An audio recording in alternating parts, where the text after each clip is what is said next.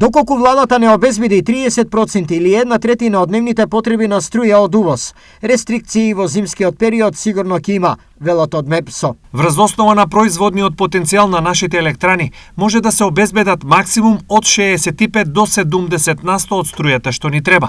Останатите 30 до 35% треба да се увезе од соседните земји. Изјави директорот на МЕПСО Орхан Муртезани. Овој недостаток не е нов и не е во никаква корелација со цената на струјата, бидејќи националниот капацитет нашите потреби не ги задоволува досега.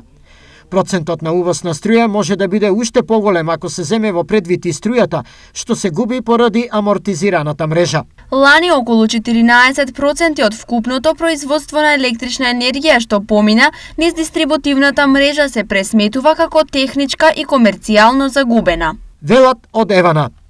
Со овие калкулации не се согласуваат од енергетската комора, од каде велат дека државата може да произведе повеќе, а загубите да бидат помали.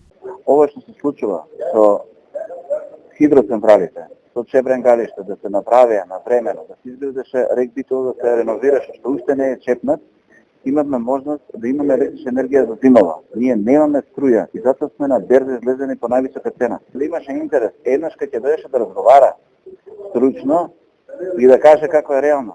Они знаат дека е така реално и користат манипулации со граѓаните за да ги стават во заблуда. Во меѓувреме, сериозни загуби на струја има и од кражби. Според официјалните податоци, во земјава секоја година се крадат околу 300.000 мегават часови електрична енергија, што е блиску 10% од вкупната потрошувачка на домаќинствата.